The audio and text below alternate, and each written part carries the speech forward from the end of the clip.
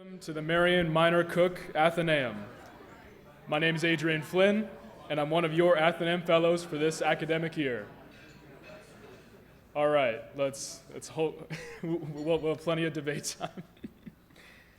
So, in true American and perhaps human fashion, we often agree, actually, on identifying the dire problems that we face. And there's even growing psychological evidence that complaining helps people to bond. But uniting around solutions with an affirmative vision to address such problems, that's a bit of a different story.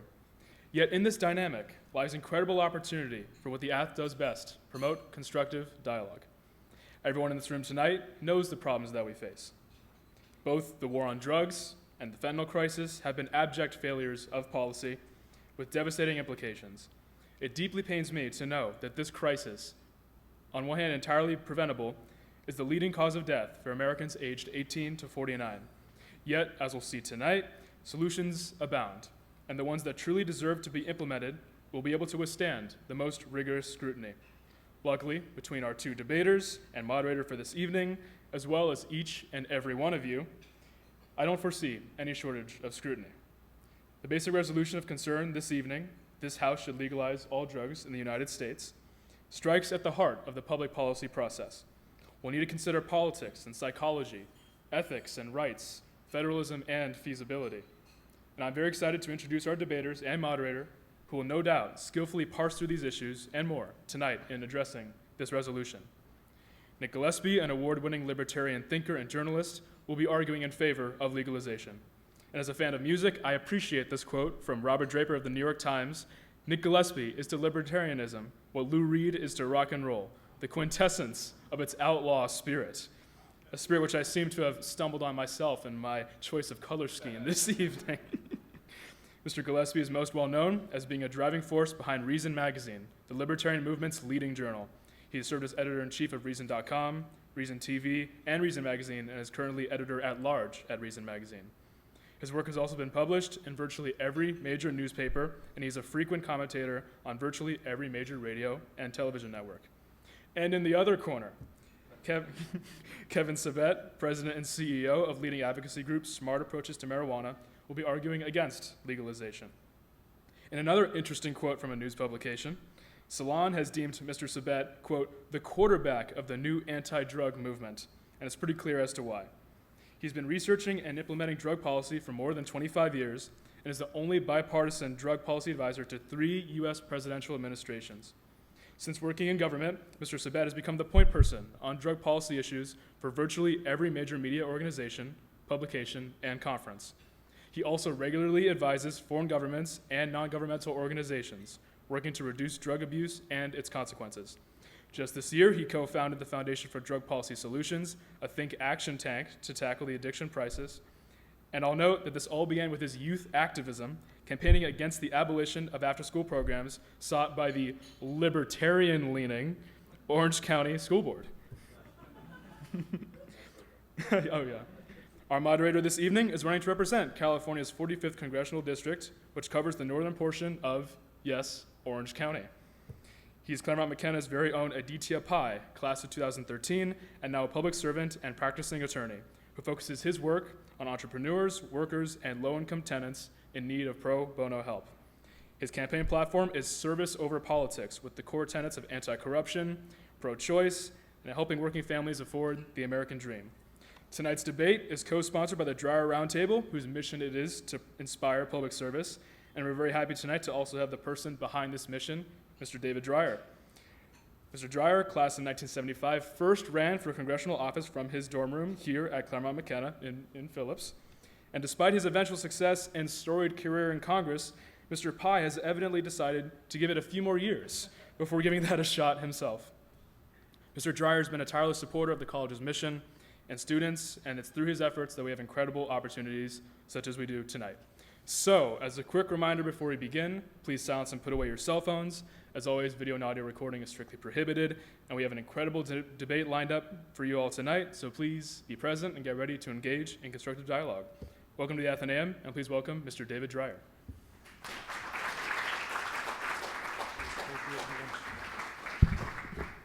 Well, I am thrilled to be here. It was 45 years ago that I lived in the Phillips Hall and won my party's nomination. And I spent a third of a century, virtually my entire adult life in the United States Congress. And I'm so happy to be here with you this evening and not on the floor of the United States House of Representatives. I was in line and somebody said, well, why did you start this Dryer Roundtable thing? And I have to say that it came about because I am frustrated over the fact that I continue to shoulder this burden of being the only person who's graduated from Claremont McKenna College to serve in the United States Congress. And my hope was that Steve Bullock, when he ran for the Senate in Montana, was going to take over the mantle on that for me.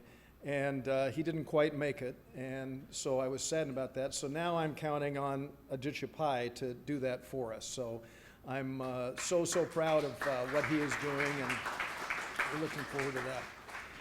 So the idea, as Adrian said, of inspiring public service is vitally important. I told Nick just before dinner what the motto of CMC is, and I always like to underscore both the mission and the model. I'm kind of old-fashioned on the mission. I use the 9-word mission. The 9-word mission of this place, Nick and Kevin, is to foster leadership in business, government, and the professions. And Kevin, I told Nick this, but I will tell everyone else here, remind people what the motto is of Claremont McKenna College. The motto is, Cresca cum commercio civitas. Civilization prospers with commerce. I mean, how many colleges in the United States of America can you think of who would have as its mission, its motto, civilization prospers with commerce? Very unique, very unusual. This is an extraordinarily special place. I want to express my appreciation to the co-managers, Julius and Jacob, who are working tirelessly to make sure that we get our message to the forefront of inspiring public service.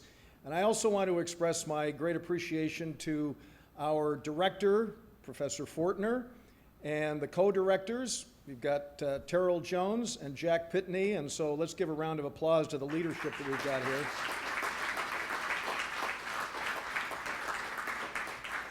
And I want to say to all of you that we have a number of very, very important programs. I mentioned Steve Bullock.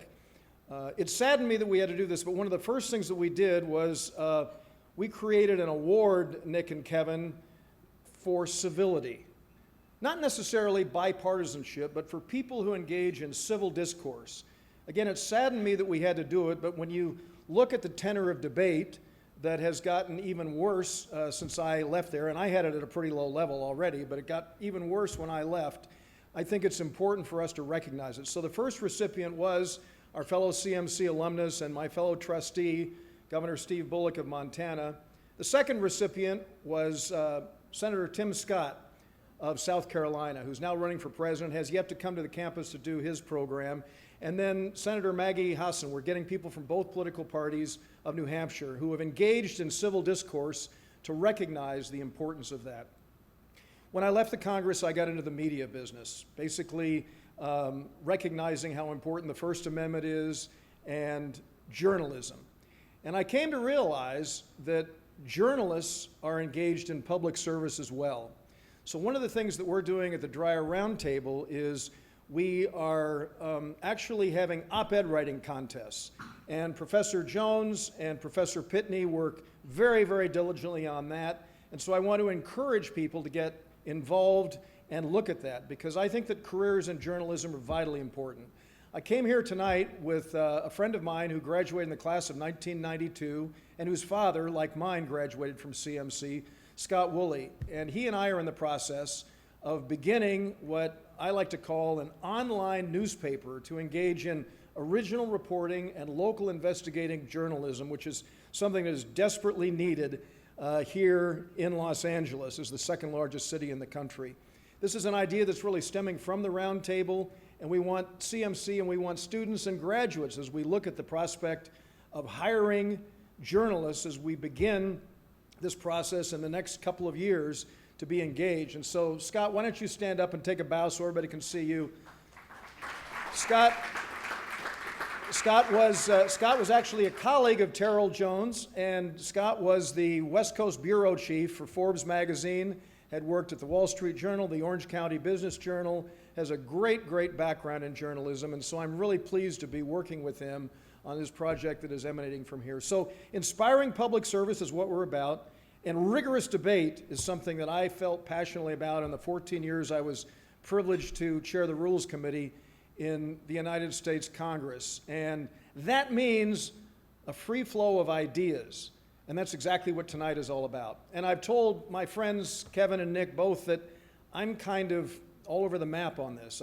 I'm a big follower of The Economist magazine. I read Reason, but I worship The Economist, okay, Nick? So anyway, so The Economist I have for years and years and years. And they have regularly, over the decades, written about the issue of drug legalization and exactly where we go on it. So I'm a libertarian leaning. I mean, I'm not the purist of Nick Gillespie libertarian, but I call myself a small L libertarian leaning Republican. And as such, I have been inclined in that direction, but I've looked at a number of developments that have taken place. So I guess the bottom line is my mind is wide open on this issue, and I plan to learn, which is what CMC is all about, from Kevin and Nick, and I'll learn from Pai too. So come on up, gang, and we'll get started.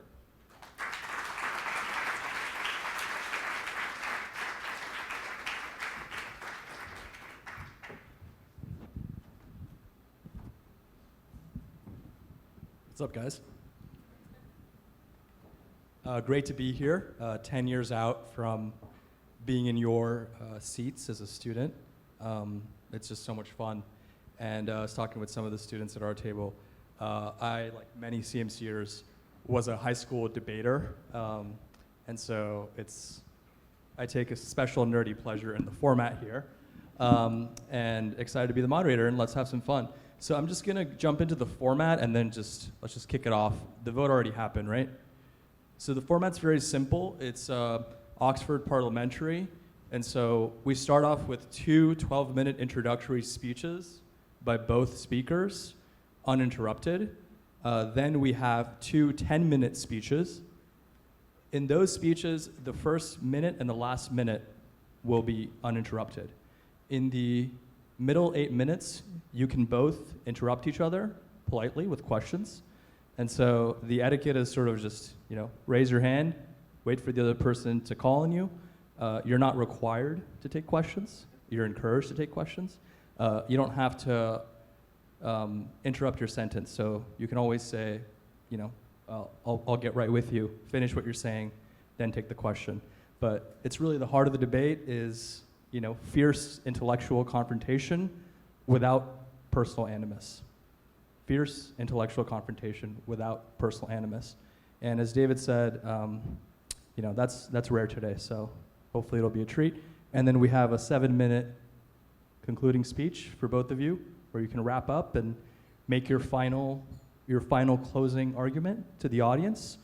Then we'll have some student questions, and then we'll have another vote at the end to see if there was any movement as a consequence of your conversation. Okay, with that, Nick, feel free to begin. All right, thank you very much. Thanks for putting this on, Representative Dreyer and everybody else. I appreciate the opportunity to speak to an audience that only a third of you are in favor of drug legalization. I was hoping we could just adjourn now and just kind of, because I want to stop while I'm ahead. You can only go, down from there. I am curious, before we begin though, so only a third of you are in favor of drug legalization. How many of you, have a show of hands please, and be honest, how many of you have used an illegal drug, or what the government prefers to call an illicit drug? I demand a secret ballot. Yeah, okay, we'll note that the congressman's hand is way up, both hands are up. And he's got some track marks on his wrist. So. No, but could you hold your hands up, please? Okay, so it's closer. It's more than a third, I think. Fully half of the people in America age 12 and older, according to government statistics. As a libertarian, I question the government, but I rely on their statistics. So half of you could be thrown in jail. And it's also worth recognizing that, while California has legalized certain drugs, all of the drugs that we're talking about, all the illicit drugs, are still illegal at the federal level. So you're all criminals. I also, without naming names, mostly because I've forgotten the names, a couple of people I talked to here said that, well, I use, but I'm against legalization, or I use, but I'm leaning towards being against legalization, which I kind of find fascinating. And I want to kind of walk through my arguments for legalizing drugs, and they fall into two basic categories. And the first is that the war on drugs on its own terms, if we must come up with what is the, what's the objective of the war on drugs, and then how's it doing? It's subjected to a cost-benefit analysis. Does it make sense? And then another, what I want to do though, and I'll close with this, is a positive vision for why all drugs should be legal. Not for kids, things like that, but because I don't think you can, there's a positive case to be made for making more drugs legal than are currently legal. So, with that as a kind of backdrop, first let's talk about what do we mean by legalization. What my governing, hypothesis here is that what we're talking about, again, not selling to kids, but we're going to treat all drugs like we treat beer, wine, and alcohol. Okay, there's some differences between those, but it's basically that. That's what we mean by legalization, that there are no criminal penalties for the production, the distribution, the marketing, and the use of substances. In June of 1971, Richard Nixon, any Nixon fans out there? That may be the only thing in the crowd that has a lower percentage than drug legalization, even though he's a Southern California guy and whatnot. But Richard Nixon in June of 1971 declared war on drugs, and he said that drug abuse was the public enemy #1. Drug prohibition laws that are similar to the ones that we still labor under actually started almost 100 years ago or more in the early 20th century. But the war on drugs was supposed to stop drug abuse. It was supposed to stop drug use. It was supposed to make America a better country, a more moral country, et cetera. Since then, by most estimates, and it's a little bit vague, but we've spent $1 trillion or more, depending on who you talk to. And this is because, like all wars, people don't want to do accountings very well, but the federal government spends somewhere around $40 billion a year, depending on who you talk to. States and localities spend more on that. And these are on direct costs to stop the use of drugs, the sale of drugs, and things like that. On its own terms, the drug war has been nothing short of a disaster. It has not reduced drug use. Drug use kind of goes up and down independent of whether or not things are legal or not. The RAND Corporation, another great Southern California institution, has done multiple studies, and this is broadly observed and recognized as true, that a legal regime does not really dictate use patterns all that much. So you have countries where there are very harsh drug laws and a lot of drug use. There are ones where there are easy drug laws but not much drug use, and every permutation. But the drug war doesn't work in its basic objective of stopping drugs. We have spent so much time and so much money trying to blockade the border to keep drugs out. And you know what keeps happening? The DEA actually has on their website, you can go to it, where they'll show you the street price of drugs and the kind of purity. And despite everything that we keep throwing at keeping drugs out of the country, the price goes down and the quality goes up by the government's own measure. That's a big failure. Beyond that, it has transformed virtually every aspect of our society into something like a garrison state, or a place where less freedom is allowed. The drug war is like the Cold War. And I realize a lot of the younger people here won't remember the drug war, rather the Cold War, and hopefully you'll forget the drug war in your lifetime. But the Cold War structured every aspect of our life. That's why there was the Presidential Fitness Challenge. That's why we cared about the Olympics. That's why if you're my age, you learn to play chess because, that's how we were going to beat the communists, by learning to beat them on the chess table as well as in the battlefield and all of this. The drug war is like that. Your education was interrupted on a regular basis to learn anti-drug propaganda that has no effect on whether or not you use drugs or not. When you get a job, when you graduate college, there's a good chance you will have to submit to a urine test because of the drug war. Things like that. It has led to police corruption. It has led to mass incarceration.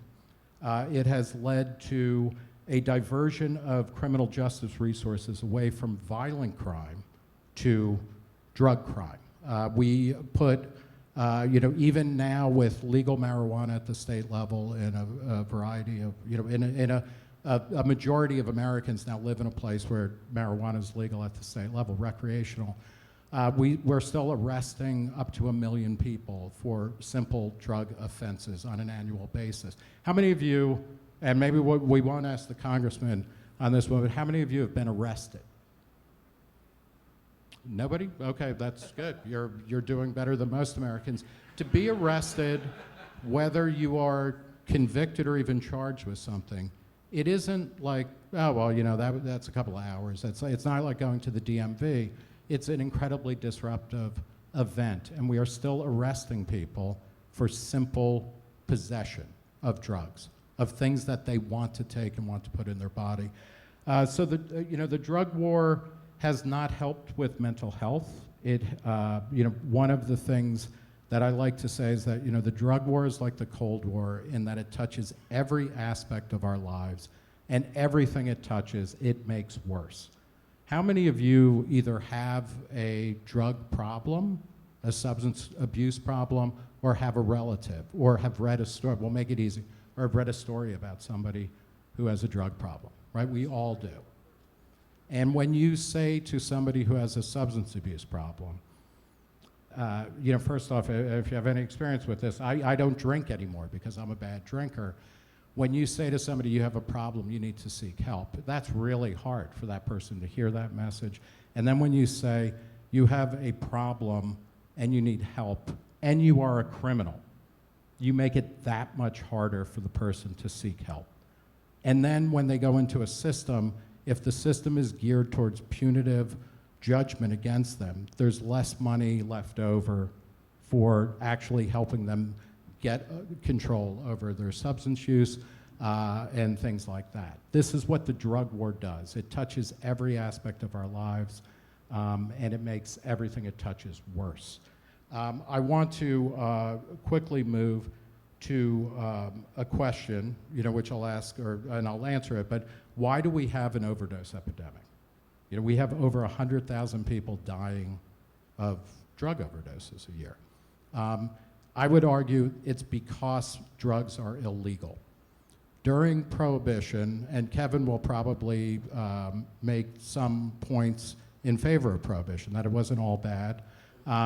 There's some evidence of that, but what happens, the reason why you have an overdose epidemic is because the people who sell the drugs that people want are not responsible. You can't find them. It's really hard to bring the receipt back to a cartel or to a street dealer and say, you know what, I thought you were selling me ecstasy, and it actually had fentanyl in it, and I'm dead, and I want my money back.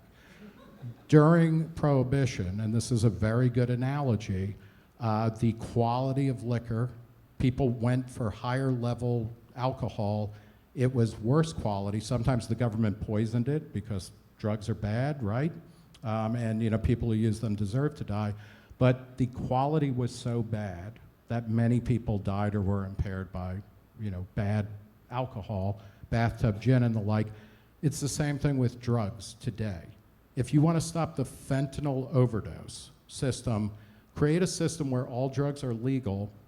The people who sell them are responsible for making sure their products aren't adulterated.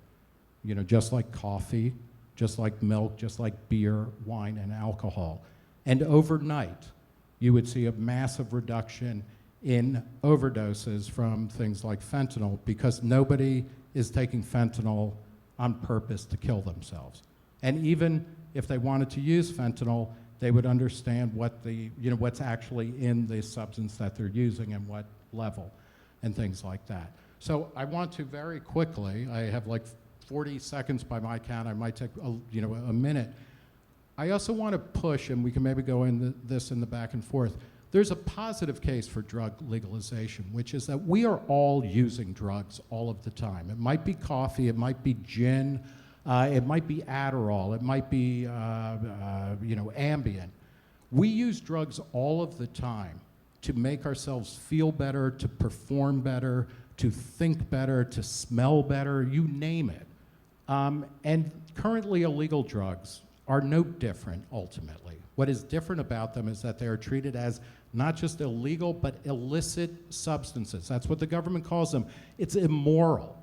What those substances are changes, but what doesn't change is that when you create a prohibition against something, you create a black market, and everything bad, violent, unreliable, dangerous comes from not the drug substance itself, but from that larger legal framework. So I say legalize drugs and let all of us adults decide to get on with our lives and live the way that we want using the substances that we want. Thank you.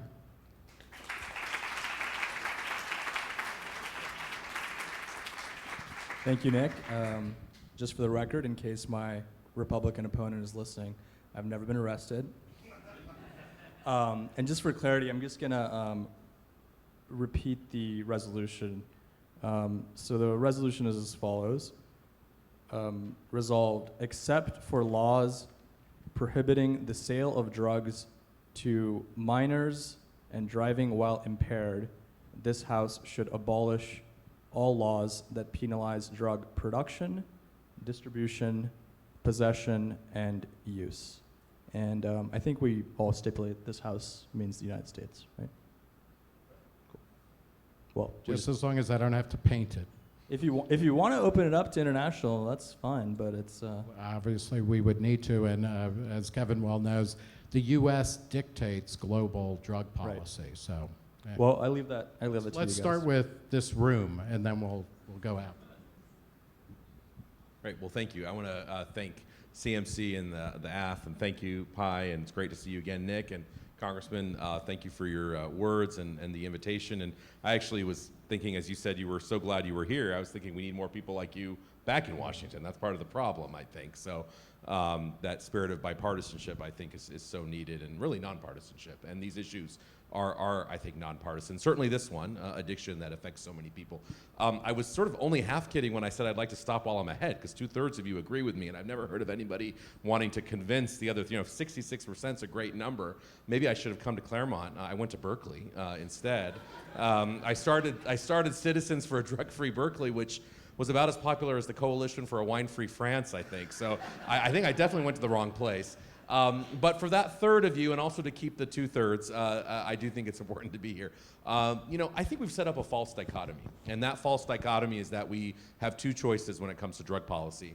A war on drugs that criminalizes people, over-incarcerates, results in, now we have in this country, although incarceration rates have steadily declined in the last 15 years, especially for Latino populations, we still have 4 times more people in prison than any other sort of democratic country in the world. We have 3 times as many people in prison than our historical average. We over-incarcerate, there's no doubt about it. But this idea that, therefore, if we're not going to do that, we should then legalize drugs, I think is one or several leaps way too far. And so I want to take issue with that it's not between criminalization and sort of moral failing and Nixonian policies. Interestingly, actually, our drug laws, the history of them really have their history in sort of the Wilsonian progressives and the Roosevelt progressives, who saw addiction, alcohol, of course, one of them. I mean, just because it's legal doesn't mean it doesn't hurt you, as something that not only tore apart the fabric of sort of the industrial economy, but also the family, and sort of had a lot of repercussions. But the reality is we already have legalized drugs, and so we can talk about our current experience. We've legalized the 2 largest cartels that make Sinaloa and Jalisco look like babies, and that's big alcohol and big tobacco. And they result in 5 times more death a year than fentanyl ever has done. And we don't talk about it because we sort of think, well, it's legal, and so we only should focus on the illegal ones. But I actually would argue that our experiment with legalization is abysmal so far. Now, I'm not calling for the prohibition of alcohol, although Nick rightly noted there were some positive public health gains during the Prohibition time, which we don't talk about. Cirrhosis of the liver, which was a top 5 killer of white men, was off the top 5. It was the number 25th killer. Alcohol rates were reduced. But the reason alcohol prohibition, I wouldn't want to bring it back right now, and why it was a quote-unquote failure, is because you could not morally dictate what 75% of people wanted to do. And that was the issue with prohibition.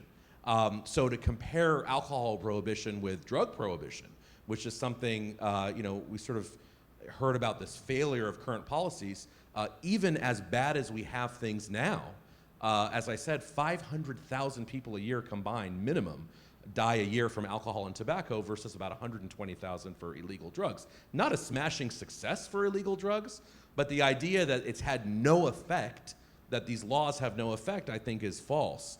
Nick did a lot of surveys. I could survey everyone and ask, but you don't have to raise your hand, if you've ever sped on a freeway before. I'm guessing none of you have. But we have speed limits, and a lot of people violate them. And a lot of people violate them and they're fine. They don't get into a car accident. Not a reason to get rid of speed limits. We have speed limits to discourage a dangerous behavior and to discourage a behavior that increases the risk of something pretty bad happening. This idea that we can compare fentanyl, methamphetamine, the destruction that comes from the addiction to these kinds of drugs with the coffee that you're drinking now, I think is just totally false on its face. Yes, they're both drugs, and me jumping from this step to the ground is jumping, not the same thing as if I jump from the roof to the ground. I mean, to me that analogy doesn't work. We've had a war on a lot of things. I don't like the war on drugs analogy. I think it's a very poor analogy. It sort of implies a war on our own people, a war on drug users. I agree that drug use is a health issue, that addiction is a disease, is a brain disease, changes the chemistry of the brain. But it's really also in some ways a biobehavioral disorder. It does respond to carrots and sticks. It does respond to the context around it. Unlike other brain diseases, you can't tell an Alzheimer's patient, if you remember my name tomorrow, I'll give you a $300 Safeway, gift card. That's not gonna, or $1 million even. I mean, they're not gonna be able to remember your name. Whereas addiction, and we've seen this through drug courts and other things, that when there's some kind of carrot or stick, that actually can change behavior. And again, while I'm certainly not defending, and I don't like the term drug war, but I'm not defending necessarily current drug policy, because there's a lot that we should and could change. I think at the same time, again, leaping to legalization is too far. We've had a war on poverty since, LBJ. We still have poor people, and we don't give up on them. We've had a war on cancer for a very long time. We were supposed to completely eliminate cancer by now. We didn't. We don't get rid of our efforts to stem cancer. We try and prevent and treat it. And I view addiction in the same way. I mean, the war thing is a very bad analogy, but it's really, in the best sense, maybe, it's meant to sort of mobilize people towards a goal that is probably unattainable. But usually, you want to have a goal that's aspirational. You don't want to have, a goal that, I hope we can reduce it by 2% over the next 10 years. That's not really very aspirational. So I think that's often the boogeyman here, is that we sort of say, well, then, if you're against legalization, you must be a Nixonian war on drugs sort of monger. And I think we should reject that, and I think we should think about this more intelligently. I want to go back to alcohol and tobacco. Again, the reason why those drugs are legal, let's start with alcohol, it's not because alcohol's good for you. I mean, nobody says, if only more people drank, we'd be better off. Right? I don't think, no parent says, certainly in a family, if only my, spouse and kids drank, we'd be a better off family. Or no policeman says if more people drank in the neighborhood, we'd be more prosperous. Alcohol's legal because of an accident of history. It's been used by 80% of Western civilization since before the Old Testament. Okay, so we're not going to be changing that anytime soon. But what I would say with the fact that alcohol is the number one reason while people are arrested, I don't know if you know that, way more than marijuana, way more than crack, and you might be thinking, how is that possible?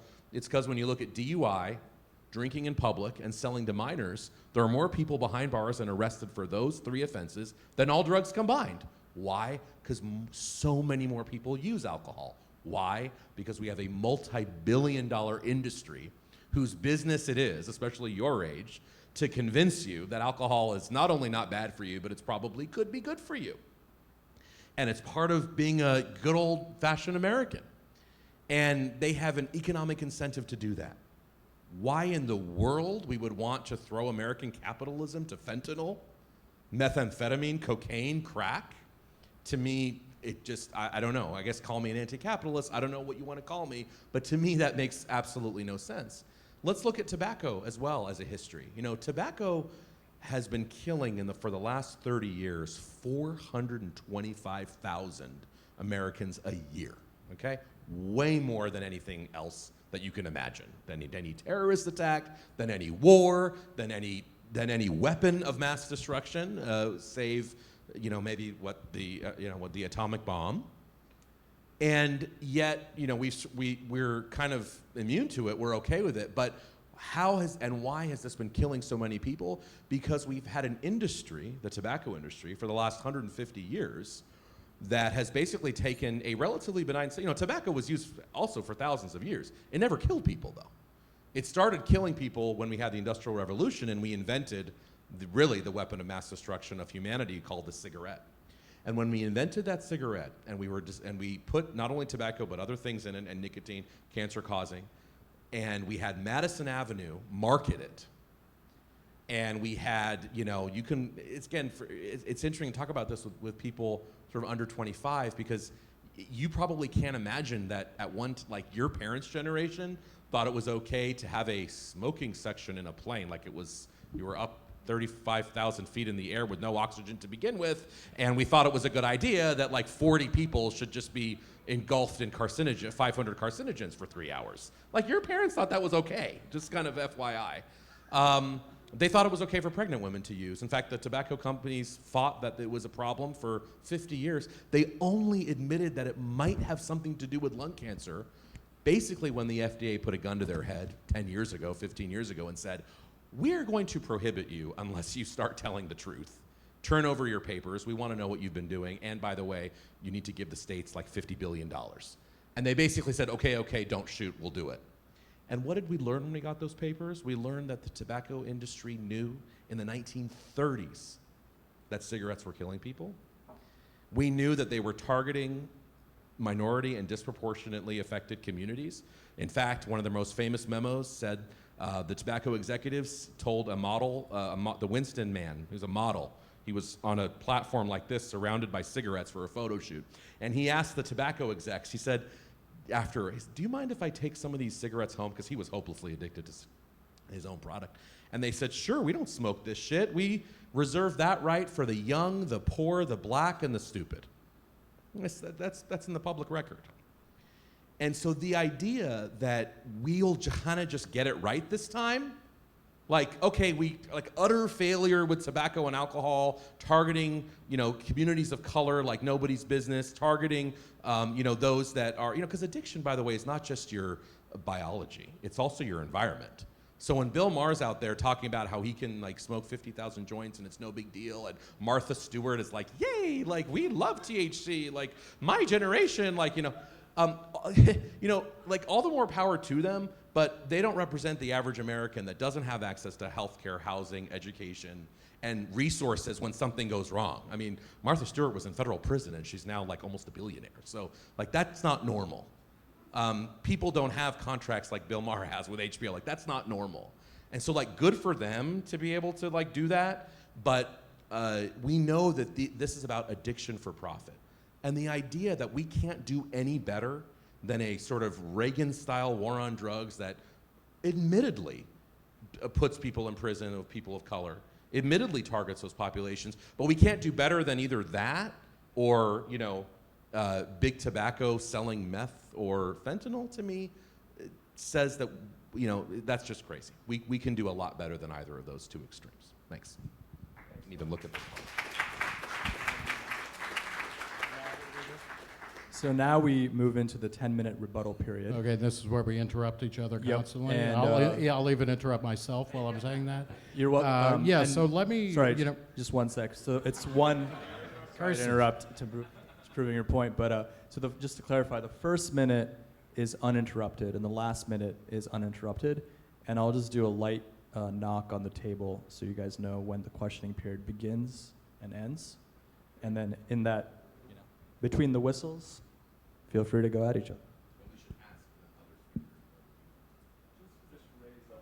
yeah. Just raise a hand. Okay, Kevin gave a great argument for why drinking and tobacco are bad and why they should be banned. I didn't hear a lot about the alternative to the war on drugs, which we've had at least 50 years to see what would happen. The other thing I want to point out, because I want to go back to this question of the positive use of drugs to make our lives more enjoyable, to make them more tolerable. He elided the use, there's, in your world, I would say there's no drug use, there is only drug abuse. The fact of the matter is, and I say this as somebody who doesn't drink, most people who drink do it responsibly. Most people who use pot use it responsibly. Why do people smoke cigarettes? Maybe it's addiction, it's also people like the way it makes them feel. And they switch to safer alternatives, such as vaping and things like that, so they get a nicotine boost without the carcinogens that come in a regular cigarette. We need to be adult here, and also, if we believe in a free society, and say, you know what, people are going to live their lives in ways we find objectionable. That isn't the point of government, and it's not the point of policy. It's to make things safe so that people live with their responsibilities and can get the help they want. That's going to happen in a legalized setting, much more so. Not to mention the fact that the substances they're consuming, you'll know what you're consuming. And that takes so much risk off the table. But I mean, Nick, what about the fact that, addiction, we're adults and we're sane adults making a choice right now, but addiction robs us of that choice. We do things I that don't are disagree irrational. with that, we but steal from our family members. We would never normally do that. We don't come to class, or we don't go to work, or we don't do something that, we would not normally then do. the question becomes, how do you make it easier for addicts to seek help and receive help? And I don't see anything in a prohibition. Basically what you're arguing, and you said we don't need a war on drugs, but we need to keep prohibiting things and maybe make more things illegal, because we should get rid of, the implication is plain that we should get rid of alcohol and we should get rid of tobacco. Yeah. But more to my point is that you're saying we need to stop addicts before they start. My point is that actually what we need to do is to shift so that people have better information about drug use, and then they have more access to fixes. Because let me just ask real quickly, he mentioned, big pharma, or, the tobacco companies are going to start selling heroin. How many of you, when heroin is made legal, are going to be like, finally, yes? Yeah, but you all grew up in a prohibition environment. That's why you're not going to do it. So if you grew up in an environment where that was so normalized and it was promoted, this is not the environment you grew up in. So yeah, we're not going to, I agree. If crack's legalized tomorrow, I don't think we're going to go, I'm not going to go use crack tomorrow. But here's also part but that's of because of what's happened in the past. Part of what also is going on, though, is that when you have a legal regime, you not only have better sourcing of things, because the ingredients are right there on the pack. The FDA or the FTC may even, mandate certain types of announcements on the packaging and stuff like that. You have recourse if people are selling you fake stuff, but you also have better information. How many of you went to DARE, or this mostly the younger people, went to DARE or had a DARE-like program in grammar school or high school? Okay, most schools have something like that. You discount that information because you know it's bullshit. So make it better. Make that, but that information better. You can't in a prohibitionist mindset, because then it is propaganda from the regime. And you're not getting it. And then what happens when you smoke a joint and you don't become a heroin addict and you just kind of giggle or enjoy yourself? Then you start to think, my God, they've been lying. What else are they lying about? Get a proper scientist to come and do the proper. I mean, that's just a problem of sort of the education. And just to clarify, I'm not saying, my point about alcohol and tobacco was the point about culture, is that I'm not arguing to prohibit those things, even though they kill more people. My point is actually they kill more people precisely because they are legal. One-on-one, these two things, if you had a cigarette in front of you and a fentanyl pill in front of you and I put a gun to your head and said you have to choose one right now to take, most sane people who are not using drugs, who are not addicted to fentanyl, would take the cigarette. Because you're probably not going to die if you use that cigarette versus you have a 50% chance of death with fentanyl. But that cigarette to society has been much costlier to society precisely because it is promoted, glamorized, commercialized, and legal. That's my point about that. We have legalization now, and those are the purest drugs. They're not adulterated. Alcohol's not adulterated. I don't see a world in which fentanyl is going to be cool. The Marlboro Man of fentanyl is that's going to work. There are places where fentanyl is a painkiller. One of the reasons it's so widespread is it is a wonder drug for surgeries and hospital use and for chronic pain management. Which I also will point out, this is another, the collateral damage of the drug war is not simply, the people who get arrested because they look a certain way or drug traffic gets concentrated in poor neighborhoods because it's people in poor neighborhoods take bigger risks to make money and things like that. It's also pain patients. Many of you might have relatives who have chronic pain. Because of the war on drugs, it is harder and harder for pain patients to get the drugs they need in order to function, and things like fentanyl. If we lived in a world where fentanyl was fully legal, you would not be taking it recreationally, and your relatives or yourselves, if you have pain problems, would be able to get it from doctors or from sources that you trust. That would be a win.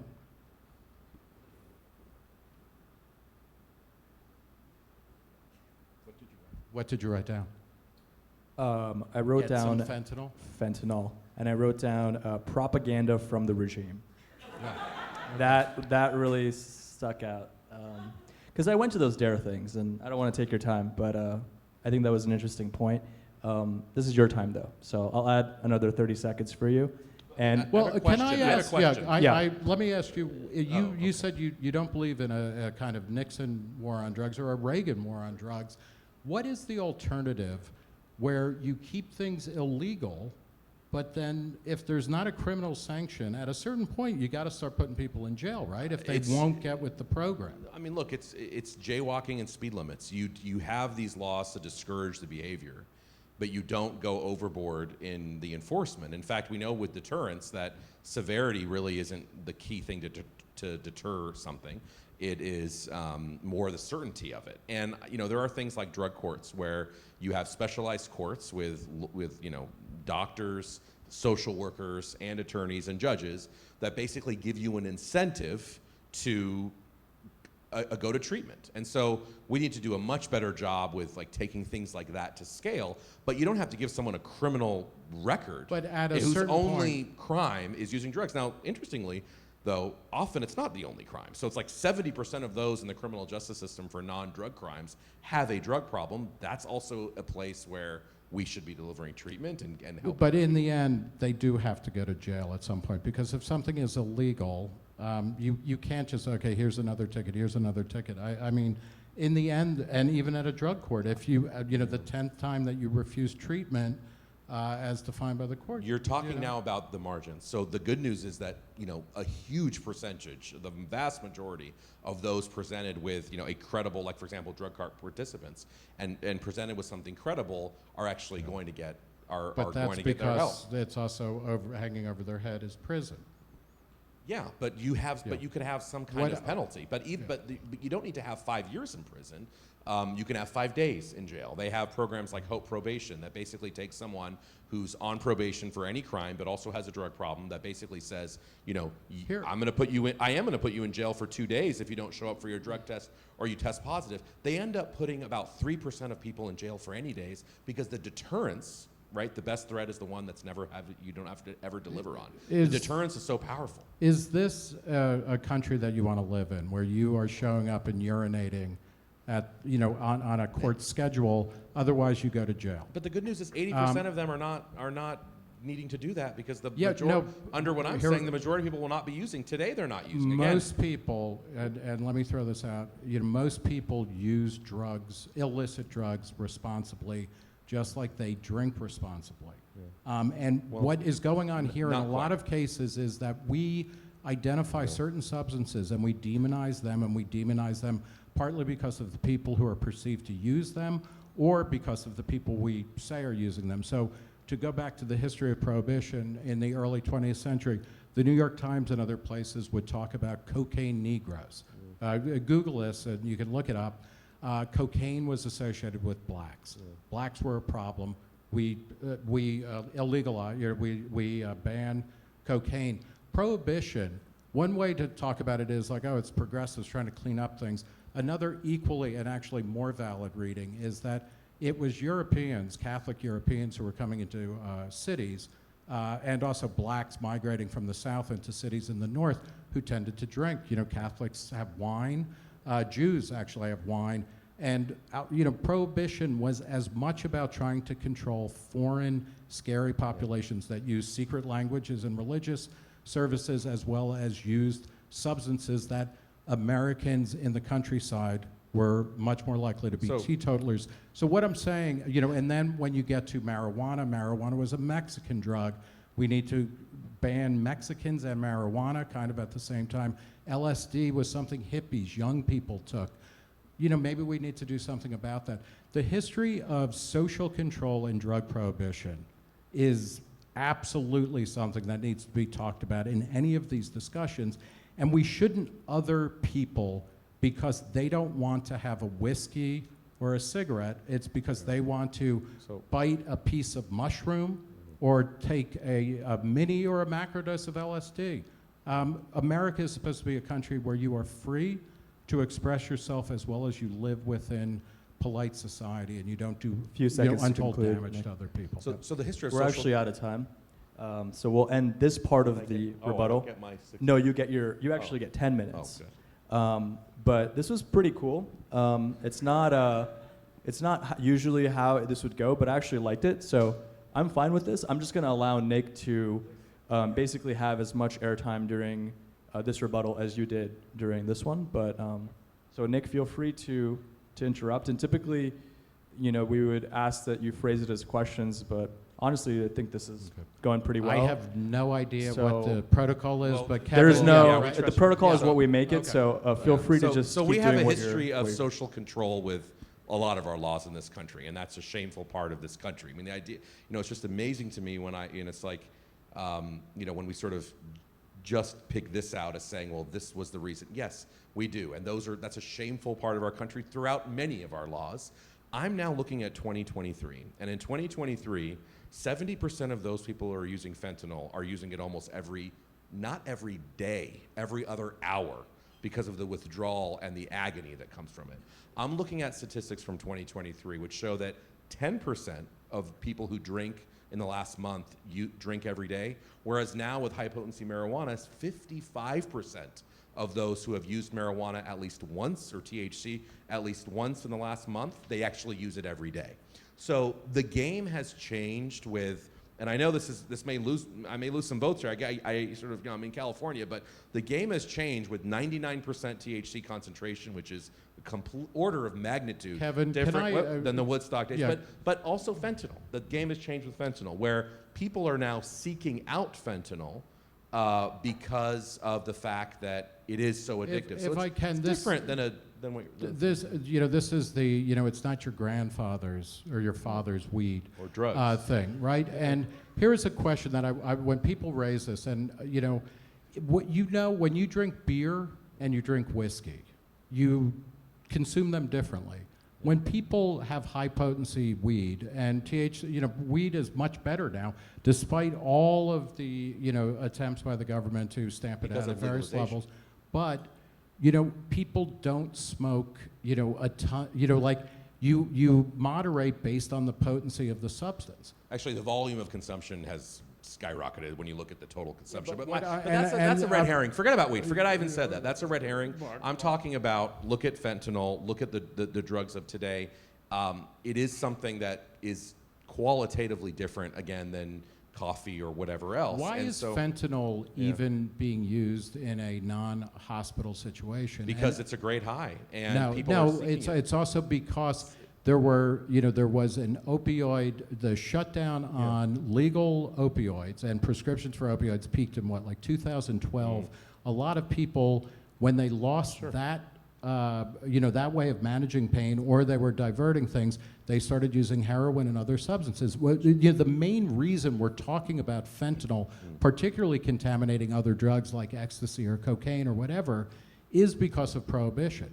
I think, if people were able to access opioids in a legal, regulated market, you would not see. Well, we had fentanyl people in this illegally way. accessing opioids in the 2000s, and it caused the greatest prescription drug crisis we had. And we That had was those, prescriptions. yeah, but those, Yeah. well, that's what I'm talking about. They were opioid prescriptions. Why and they do were doctors. overdoses keep going up despite the decline in Well, again, opioid when you look prescriptions? at our legal drugs, because that's our example, our legal drugs versus our illegal ones, you look at the use rates and the death rates. There's no comparison between legal and illegal because, again, we're not like in Finland or something where we can have state control, and I don't think as a libertarian you'd want that either.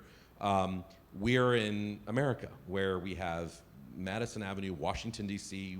We're confronting the lobbyists every day, the super, deep-pocketed lobbyists who are there in this to make money. They're not in this, I mean, I actually really, in some ways, Nick, I really respect the sort of libertarian, even though I'm not, it's very far from a libertarian, but I respect actually the libertarian argument. It's sort of this theoretical, like you really believe it, and that's great. Every day, though, I'm up against, the not just the tobacco lobbyists and now the marijuana lobbyists and alcohol lobbyists, but the people that want to legalize these other drugs because it is so lucrative. And the addiction part of it, they're going to make a ton of money. Imagine how much money you can make off of a drug that's so much more addictive than any of our legal ones. And, that's the reality of this. The other reality, I think, though, as a libertarian, too, and for other libertarians in the audience that we have not brought up that I wanted to bring up is when you think about what happens when you legalize it, first of all, the price goes way down when you legalize it. I mean, you're right that overall, since the 70s, the heroin prices have gone down, for example, when you look at heroin. But when you look at what that price of heroin would be relative to a legal price, and you can compare marijuana before or after it's legal, when something's legal, the price plummets. Because drugs are illegal because it's a risky business, and you pay for that risk, you pay for that underground market, what's going on there. And so when that price plummets, availability soars, and use and addiction goes up. And as a libertarian, I'm just genuine question, like, way more people are going to be dependent on the state when you have legalized drugs because they're going to be addicted to those drugs. They're going to need all kinds of things from the state. I've always, genuinely curious question, like, how do you reconcile, unless you just think maybe that those drugs don't addict, but how do you reconcile that increased addiction with, we know it's increased state reliance? Yeah, I mean, one thing is, again, the model here is that you and me, and I guess Kevin himself, we are slaves of Madison Avenue. So, once the marketing team gets cranked up, we're all going to become slaves to, some kind of substance or some kind of marketing pitch. I think that's fundamentally wrong. Not all. Okay? And, to the extent that addiction rates may go up, if people are able to access addiction help, and things will work out on a certain level. And the point isn't to say, well, everything in the drug war is great, and we need to maintain the status quo because addiction rates might go up. We are living in a world that is so distorted, that is so filled with bizarre laws and customs and people going to jail and people, losing school time and class time to have, Officer Friendly come in and tell you what drugs to use and not use and things like that. The current status quo, which is changing because people recognize that opening up the pharmacopoeia, opening up your medicine cabinet, so it's not just all the prescription drugs that are available plus beer, wine, and alcohol, but now it's beer, wine, alcohol, and weed.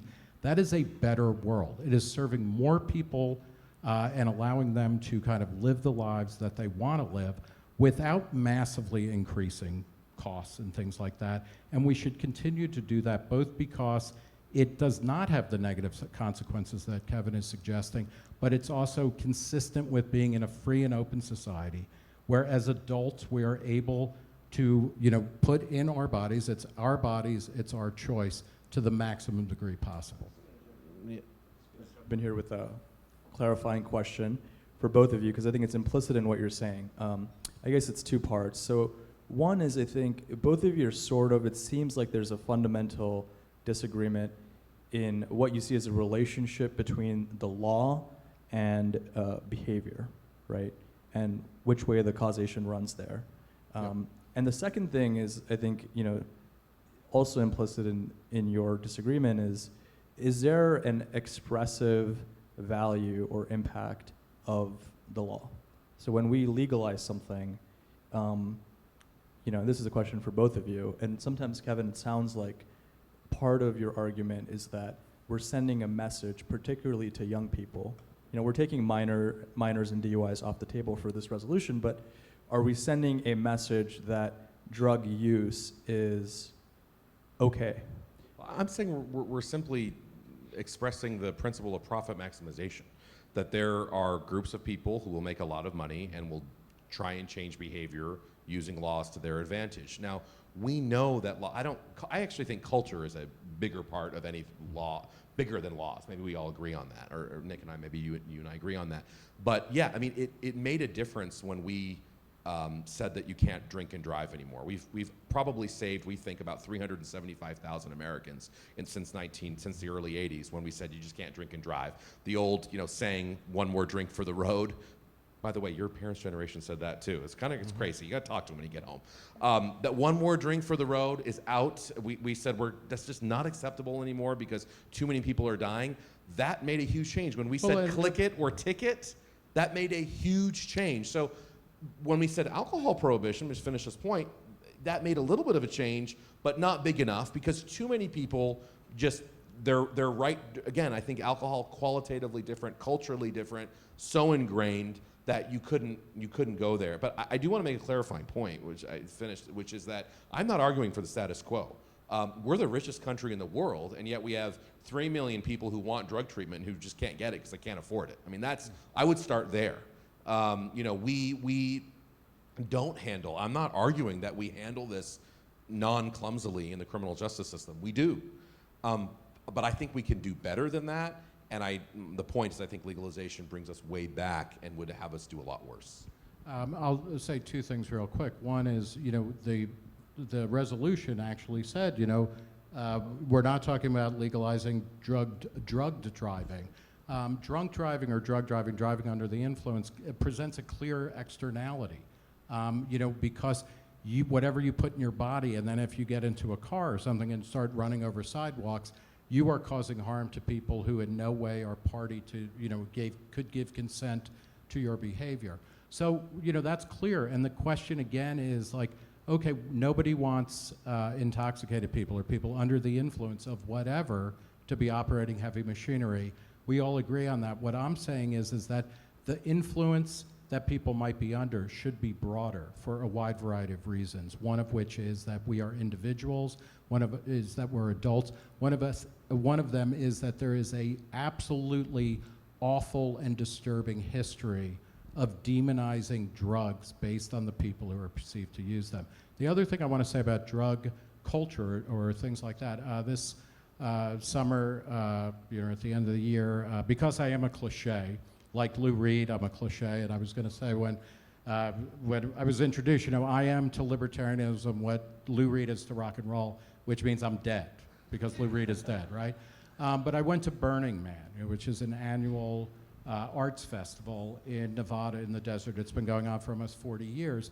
It is known for a lot of drug use. One of the things that's amazing, 76,000 people were there for a week this past summer. There was one death, and it was apparently a drug-related death. Within that, and this goes to the question of culture, there's a lot of people drink there, a lot of people do drugs. There is also a culture of looking out for people and of moderating people's excessive use.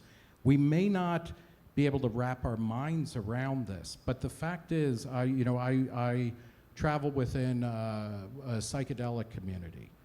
In many ways, you might think that the psychedelic community is crazy, man, and it's just people tripping balls all the time.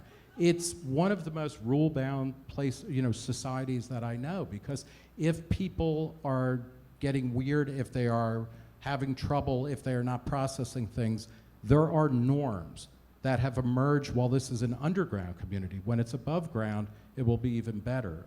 So people learn how to moderate use. in the same way that all of you, and I hope none of you develop drinking problems. There's a good chance you will, but I hope that you're in a community of people who can talk to you and help you moderate and regulate your intake. The psychedelic community, though, is driven now by, hedge fund investors and people who see this. You say as that the like next it's a marijuana. bad thing. That is No, a bad thing. No, it's I no. think.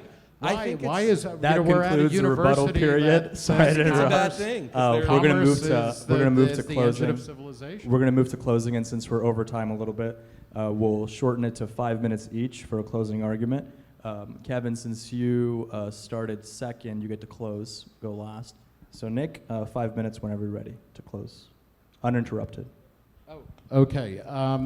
One of the things I would recommend that people do is go to the National Survey on Drug Use and Health, which is something that the government puts out, and look at the drug use rates of different things. And alcohol is, way above board, the biggest thing. But when you look at the different substances, about 46% of Americans have said they've tried weed at least once. That'll probably go up. One thing that's interesting is in legal regimes, by the way, if we care about kids and about pushing back, what is sometimes called the initiation age and things like that, in places like Colorado, when weed became legal, it was, for understandable reasons, people were expecting there's going to be a huge boom in underage kids using weed because it's more available and whatnot. But one of the things that happens is that when, the establishments that sell weed are actually regulated and licensed and things like that, they become much more protective of their interests. And we haven't seen massive spikes in the use by younger, underage kids in places like Colorado because weed is legal.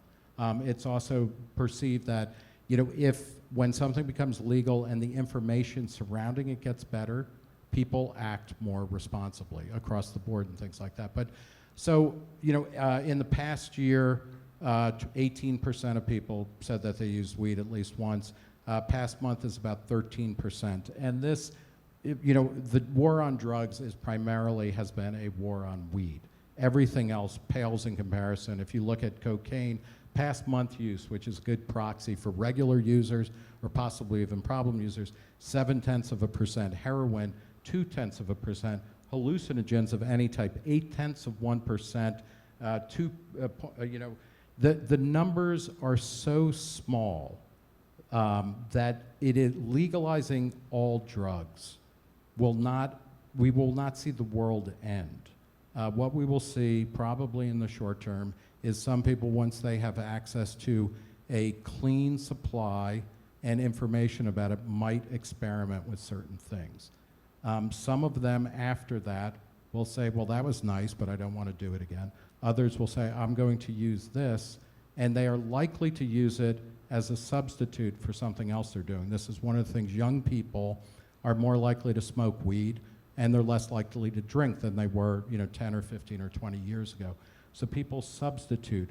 And what I want to offer, drug legalization, the war on drugs is a disaster, and it is an awful artifact of an old way of thinking, of an old men's way of thinking about controlling populations. We don't like the drugs you're taking. We don't like the way you look. We don't like your thoughts. We're going to prohibit it. We need to get past that. But what the new world of a legalized drug regime would be one where people are free to choose the types of substances they use to make their lives better, to make their work better, to make their sex better, to kind of match the world, according to their individual predilections. And that is not something to be ashamed of. It is not immoral to smoke weed versus drinking or smoking cigarettes. It is simply different. And I think what makes America great, the promise of America, is that we have created a system where people can be very different, and as long as you live within the law, as long as you're not driving while drugged, as long as you're not giving people substances against their will or without their consent or selling them something that is adulterated and poisonous and things like that, we should be all for that. We should be for a marketplace of ideas that are very different and a marketplace of substances too. It would be a more peaceful world. It would be a more interesting world. It would have less crime. And I think it would be the world that we would choose given the opposite. Thank you.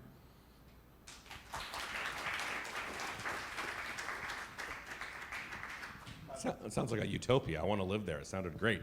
A peaceful world, less crime. I think. And I'm sorry to jump in, but the other thing is also it would be utopia in the sense, and if you don't want to do drugs, that's also really good too. Doesn't count. Go for it. All right. That sounds good. So I think there were a couple of things as you're sort of thinking about these issues that are important. I think sort of two categories. One is, some of the statistics, I think I would ask you to, do your own research on some of that. In terms of what's happened under legalization, there's no dispute in the scientific community that among all age groups, not only use, but the intensity of use has gone up, including in Colorado, despite sort of very early studies, again, because people grew up in prohibition, the next day they didn't go start using after it was legalized. But 10 years on, there's robust data that is pretty well agreed upon scientifically in the scientific community that you might think it's not a big deal, and that's fine. You can have a different value to it. But factually, that use has gone up. I'm struck by Nick sort of making my point about the fact that these illegal drugs are used in such a minuscule way right now.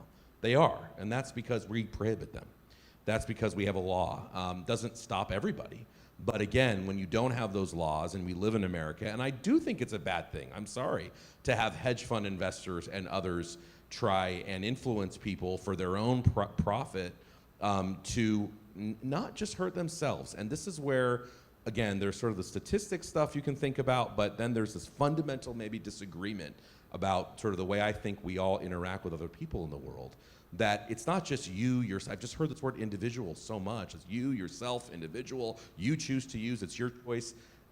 More often than not, when it comes to these addictive drugs, it's not just your choice. You are affecting not only your loved ones, you're also, by the way, affecting your employer because you're turning up late or having an industrial accident.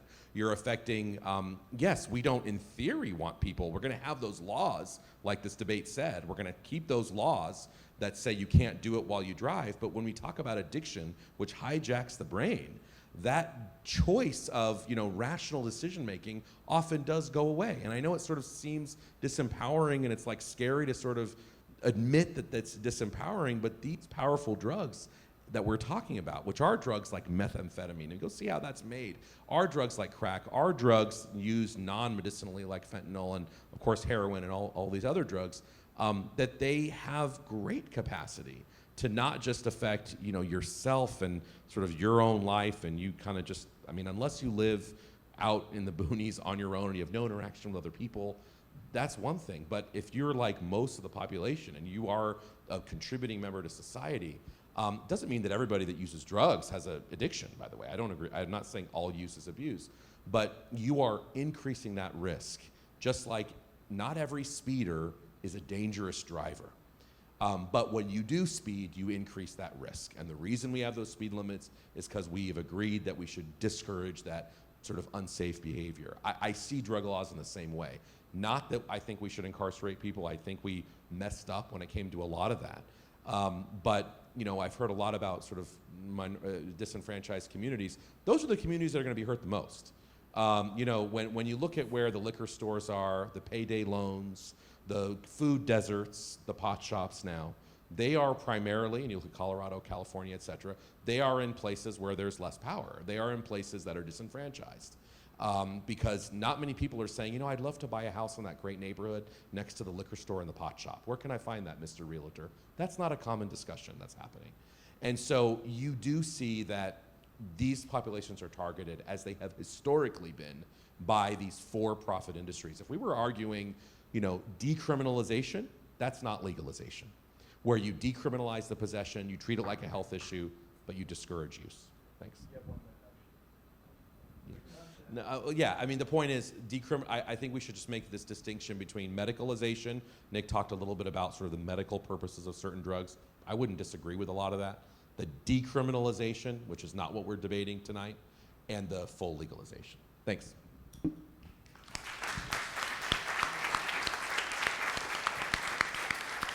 Awesome. Thank you both. I think we're almost out of time, but a couple of questions and then the final vote.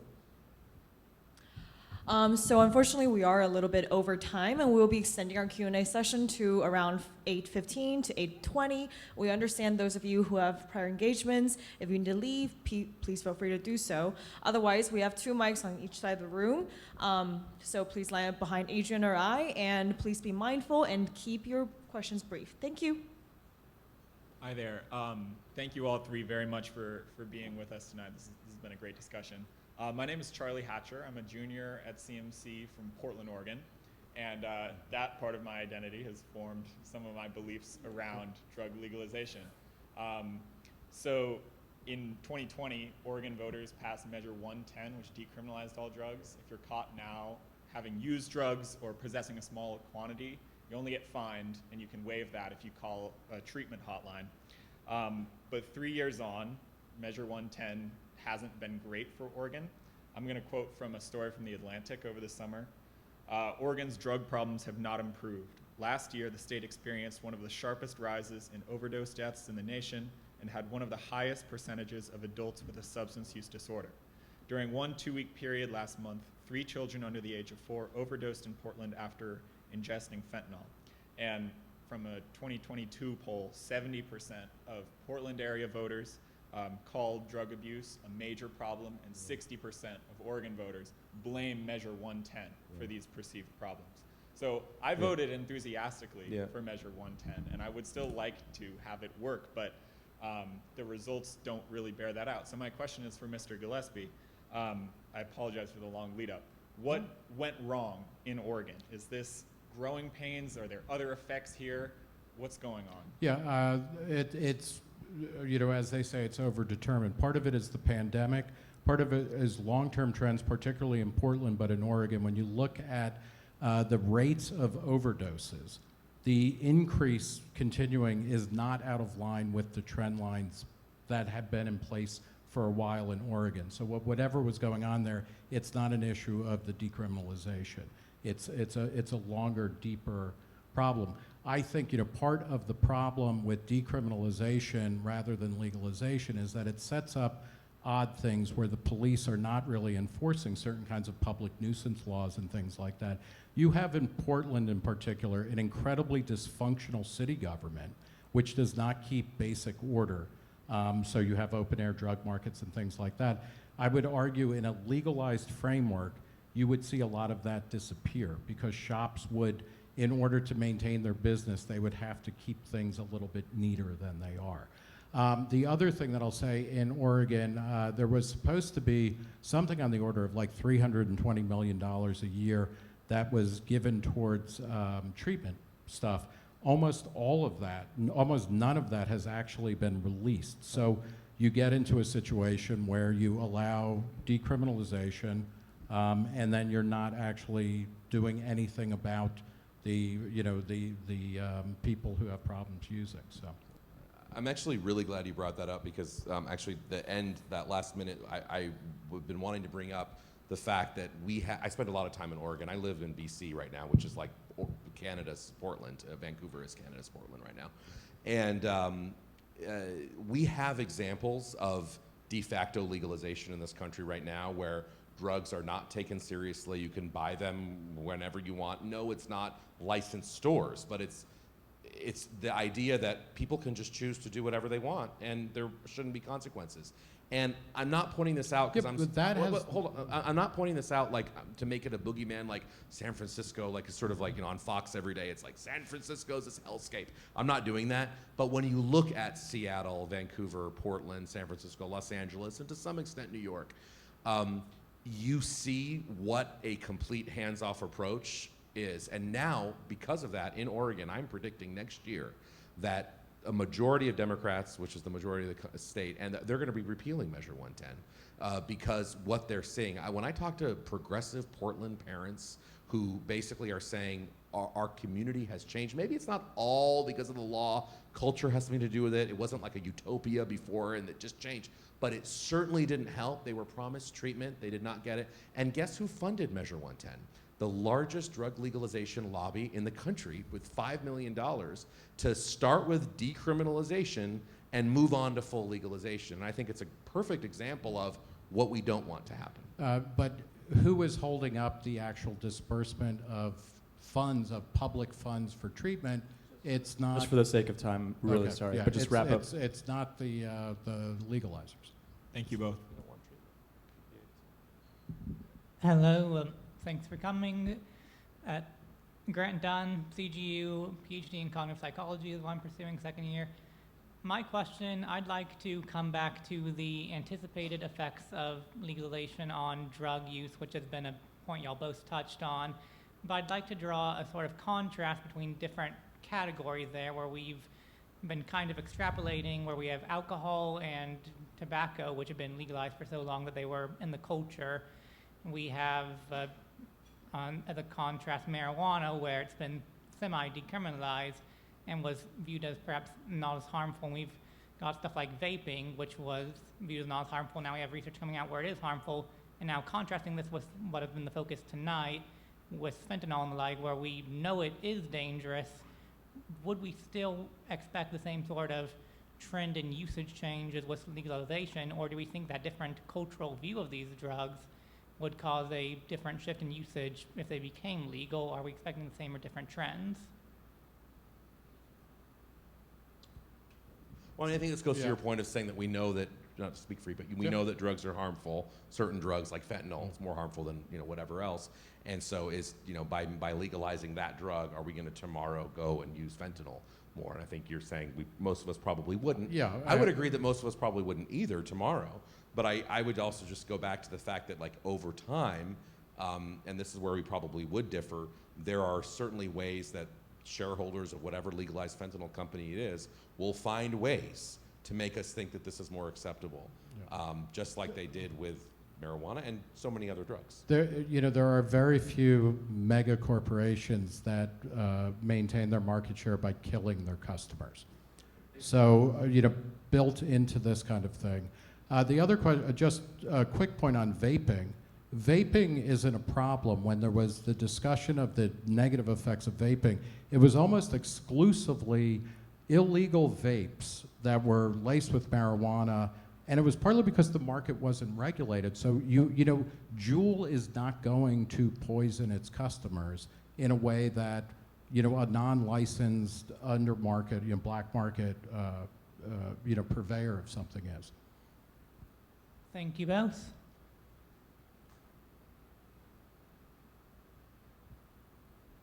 Thank you both. I have a question for Nick.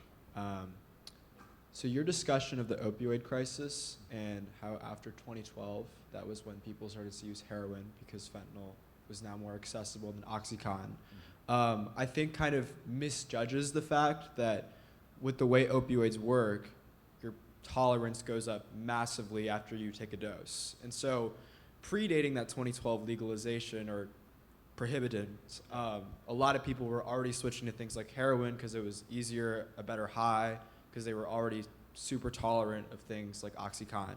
So in your libertarian model, how are you going to prevent people like the Sackler family, Purdue Pharma, from peddling opioids, OxyContin, as a safe pain medicine, which ultimately is going to cause another addiction crisis, kill a ton of Americans, and leave us with no solution? The vast majority of people who die of overdoses are not intending to die, and this is certainly the case with heroin. It's from adulterants. It's not from the heroin itself. When people were denied access to a pharmaceutical grade painkiller, opioid, they started looking for other things. That's when the market in heroin took off, and there was a huge amount. And this also goes to the question of prohibition. Suddenly, all kinds of manufacturers all over the world, illegal, cartels and stuff like that, came up with cheap heroin that get cut in all sorts of ways.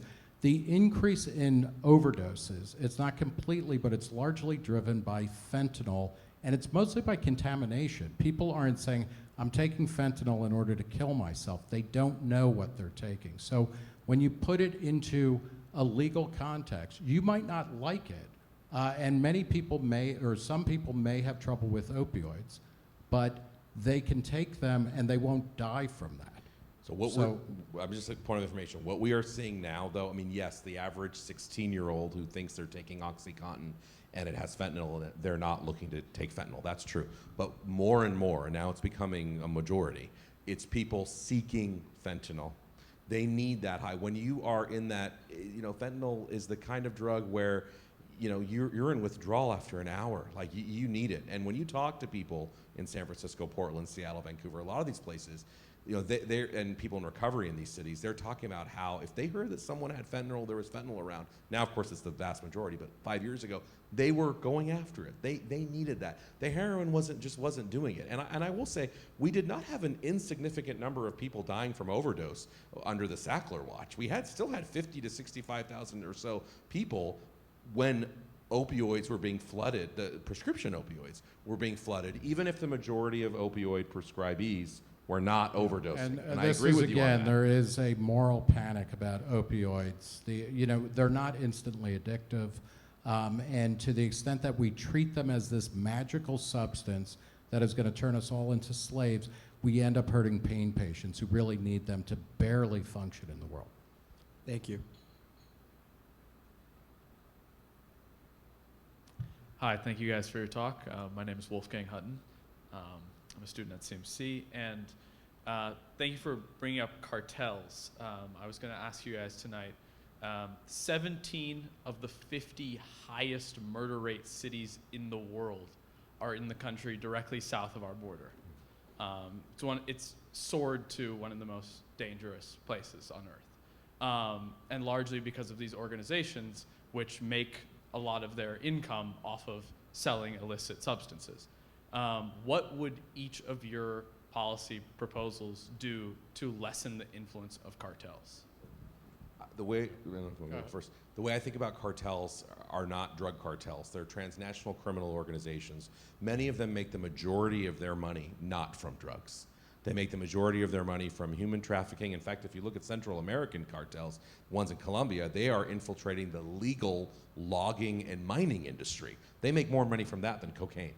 So we're talking about something way bigger than drugs that have to do with human trafficking, weapons, counterfeit goods, and undermining democratic institutions. That's why Mexico's never been a democratic country, because of because of this reason. And so, the Mexican government, I'm not talking about this government or the one before, all the Mexican governments know a lot of what is going on with these criminal organizations, and there is a pack.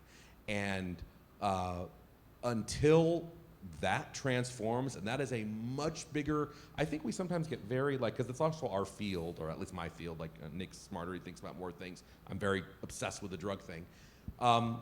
We get very it's our field, so it's our issue must be the part of the solution. I actually think when it comes to Mexico, drugs are like a little tiny symptom of what's going on. In fact, when you think about addiction generally in America, we're talking about a symptom of a lot of trauma and a lot of other things. That's another discussion.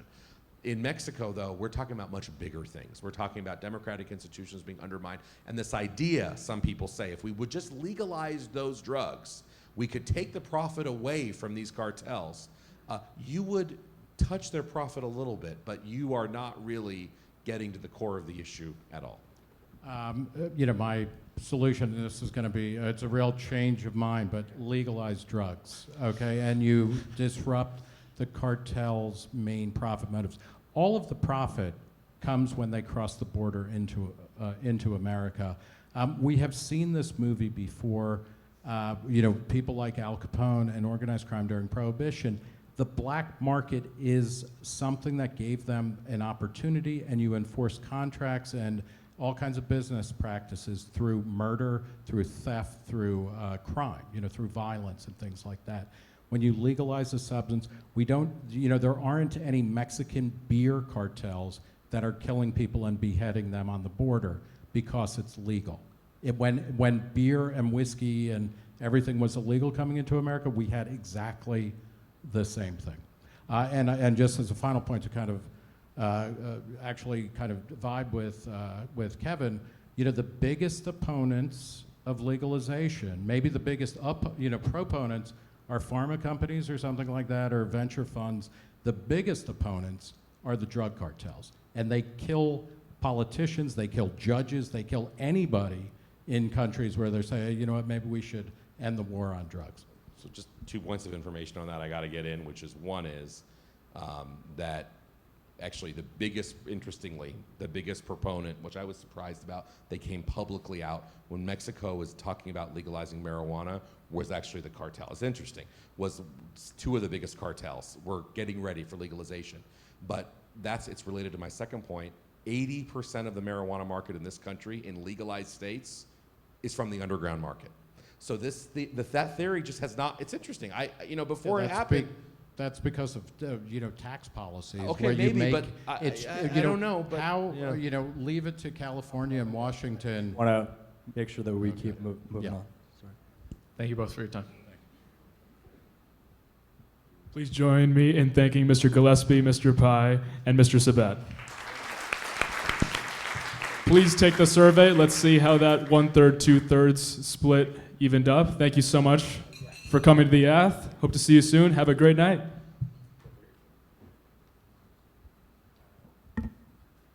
Especially the last two questions will be interesting to see if you guys can vote. Do we have any hackers in here?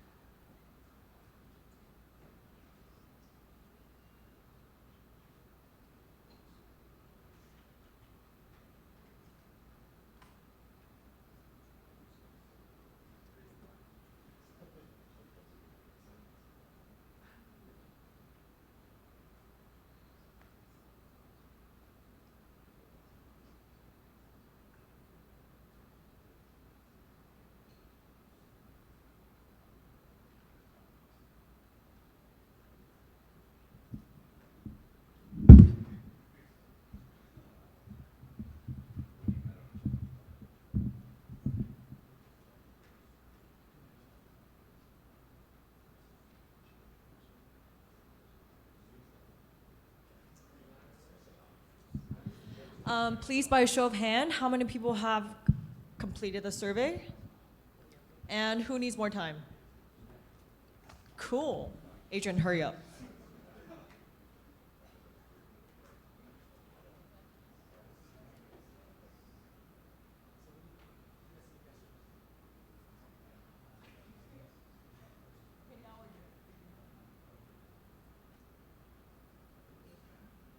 Just a quick note, we had some people leave, so that may have skewed the data a little bit, but here we go. Thank you all.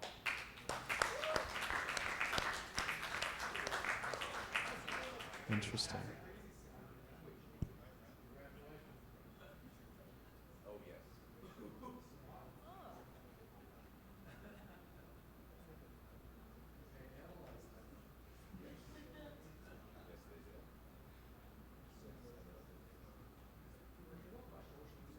Oh, yes. Just to interpret the data a little bit, it's just interesting. Can you go to the third question?